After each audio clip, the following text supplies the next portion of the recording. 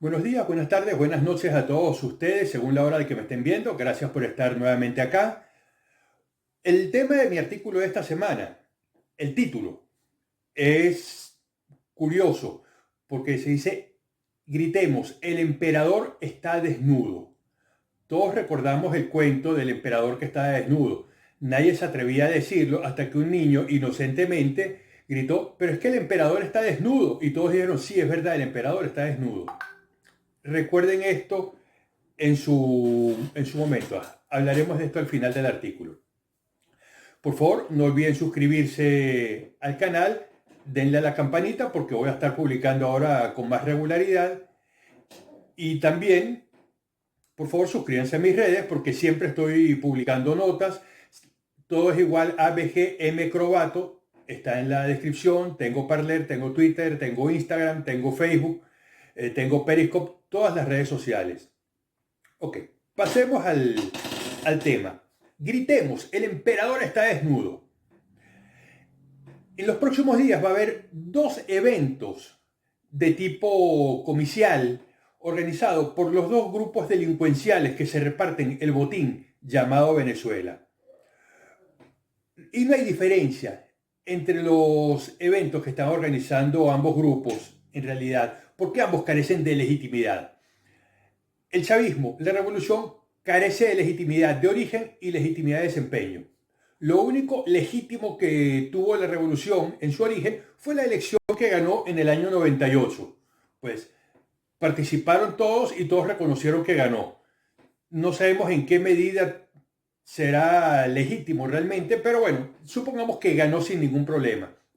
Pero su desempeño ha sido de una ilegitimidad total, ha sido vergonzoso. Entonces, la revolución no tiene legitimidad de desempeño y ya no tiene ningún tipo de legitimidad de origen, porque esa legitimidad de origen se perdió con los sucesivos fraudes, que todos sabemos que existen esos fraudes.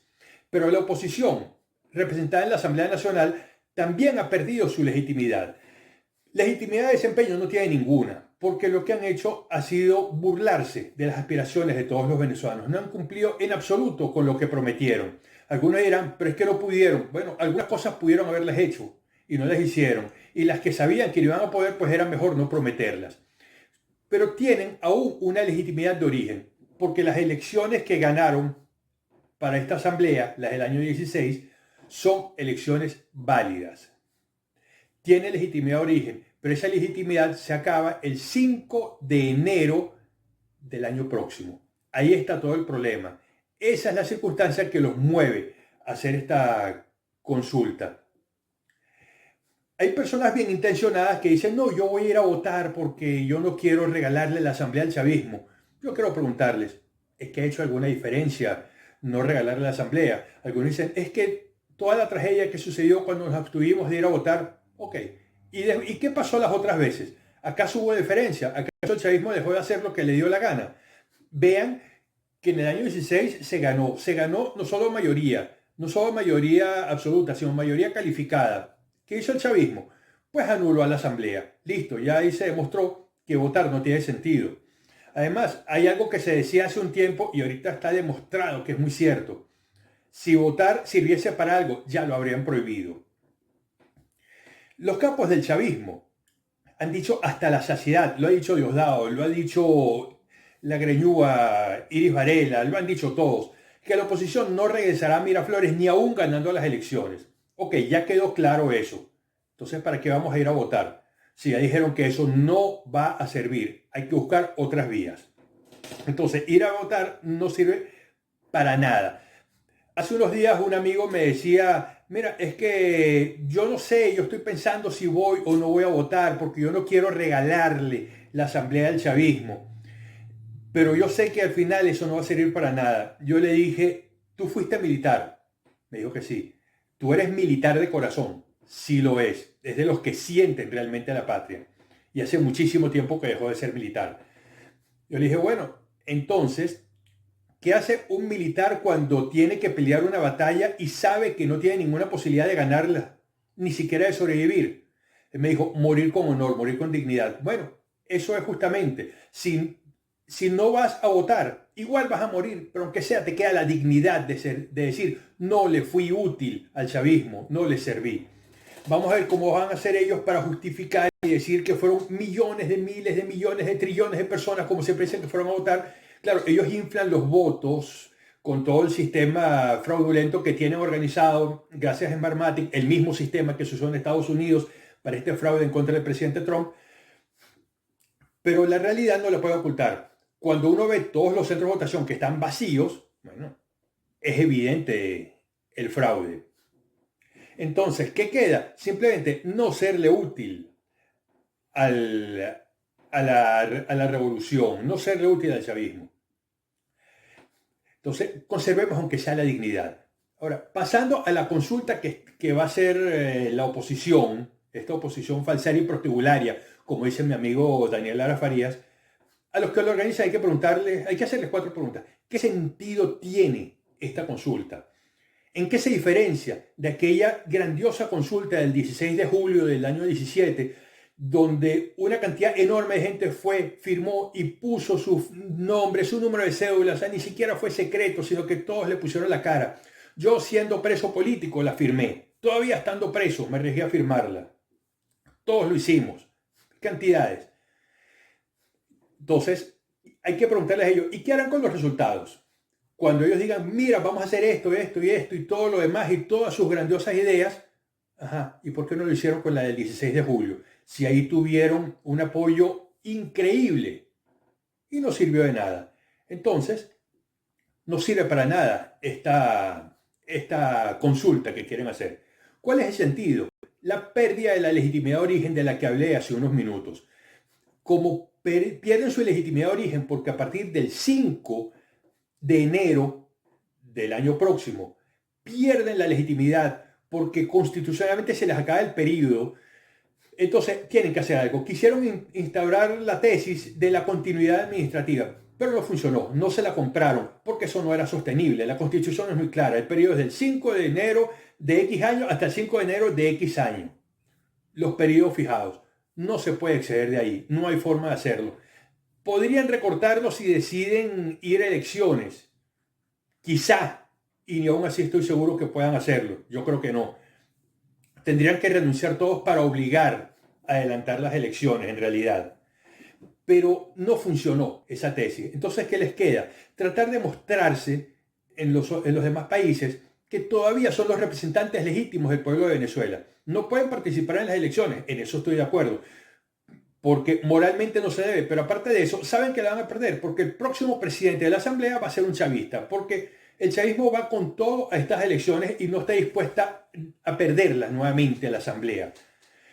Entonces, como saben que se les acaba el cuento del interinato, necesitan sostenerlo con algo que le dé legitimidad desde el pueblo, desde el poder originario, que esta consulta. Una consulta me parece que bastante mal hecha, que no garantiza nada, que no pasa de ser una encuesta en Twitter, que es, si acaso, una orientación de lo que puede pensar un grupo, pero en el fondo no tiene validez para darle fuerza a un gobierno interino. Entonces, ellos tienen el problema que la unidad como grupo, la mesa de unidad del Frente Amplio y todo como han querido llamarlo, tiene una aceptación que no llega al 20% según las encuestas más serias que se hacen, las pocas serias que se hacen. Pero individualmente, ninguno de sus líderes llega al 10% de aceptación, incluyendo Guaidó, que es uno de los que está más arriba, y no me explico cómo está tan arriba. Pero la mayoría apenas llegan al 5% o ni siquiera eso. Entonces ellos tienen un grave problema que no representan a nadie. De hecho, la participación esperada es del 8,3% de la población. La participación en las elecciones se espera que sea un poco más alta, alrededor del 13-14%, pero el chavismo tiene la ventaja que puede obligar a la gente, porque los pueden ir a buscar a los que reciben misiones, los que viven en misión vivienda, a los empleados públicos, y decirles, usted va a votar sí o sí, y ahí tienen una cantidad de votos cautivos que tienen que ir y van a ir a votar supervisados por los comisarios políticos de la revolución. Así que, pues, por eso tendrán una participación más alta. Pero la oposición, que no tiene cómo obligar a nadie, entonces se va a estrellar contra esta ínfima participación del 8,3% estimado. Poco más, poco menos. Si quieren, duplíquenla. Que llegue al 16, 17%. No representa nada. Y justamente, ¿por qué? Porque ellos no representan a nadie. ¿Para qué le va a servir a Venezuela esto? Absolutamente para nada. Le va a dañar. Le va a servir a ellos para decirse que son los representantes legítimos del pueblo venezolano y de esa forma mantener ese cuento llamado interinato que ya quieren convertirlo en un interinato eterno. Porque ya ellos dicen que esto dura hasta que caiga la revolución. O sea que si la revolución es como la revolución rusa, que duró 60 años, del año 70 años, del año 19 al año 89, que al 91, que empezó todo el desmoronamiento, pues el interinato, algo provisional, va a ser permanente. Vamos a tener un gobierno provisional permanente. No puede ser. Pero ellos quieren mantenerse ahí con esos cargos. ¿Por qué? Porque así tienen acceso a todos los recursos de las ayudas humanitarias. Ayudas que, por cierto, no le han llegado a la gente. Tenemos el caso de los militares que cruzaron el día del sí o sí, el 23 de febrero, a Cúcuta, que fueron botados de los hoteles porque no pagaban los hoteles. El dueño del hotel dijo, mire, yo los quiero mucho, yo les simpatizo mucho con ustedes, creo que ustedes tienen razón, pero alguien tiene que pagar la habitación porque de esto vivo, yo no puedo asumir costos. Entonces, esas son las ayudas que ellos quieren mantener. Ayudas que no se sabe qué ha pasado, porque cuando alguien dice que por qué no rinden cuentas, pues eso es un escándalo. No se puede. Sin embargo, algunos miembros de la oposición insisten en denunciar hechos de corrupción, como fue el caso de Calderón Berti, y lo que consiguió fue ser destituido. Pero los denunciados consiguieron ser reasignados a nuevos puestos.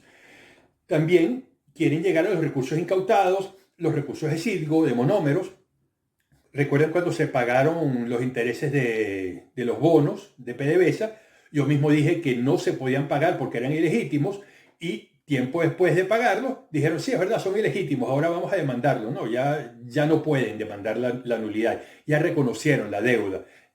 Entonces le causaron un daño de miles de millones de dólares al patrimonio. Pero esos son los recursos que ellos quieren manejar. Entonces, ese es todo el problema, manejar los recursos. ¿Qué podemos hacer nosotros? Bueno, si queremos ser útiles a Venezuela, hay que sacarle la alfombra a la oposición, a esa oposición falsaria y prostibularia. Cuando desaparezca esta oposición, se abre la posibilidad que surjan nuevos liderazgos, porque esta oposición engaña a todo el mundo y engaña al extranjero y nadie ve otros liderazgos que tratan de surgir. No voy a mencionar a ninguno porque no quiero en este momento hacerle propaganda a nadie que digan que eso es invento mío para eso. No, simplemente hay grupos, todos sabemos, hay personas en las cuales algunos confían, otros confían en otros, pero hay gente que está tratando de hacer algo y denuncian la realidad de Venezuela, pero no tienen posibilidad de llegar a ninguna parte. ¿Quiénes forman esa verdadera oposición? Voy a mencionar dos personas que son emblemáticas. El inspector Oscar Pérez, que en paz descanse, y que no puede descansar en paz porque ve su patria humillada. Bueno, a él le dolía. ¿A quién más? Al capitán Caguaripano.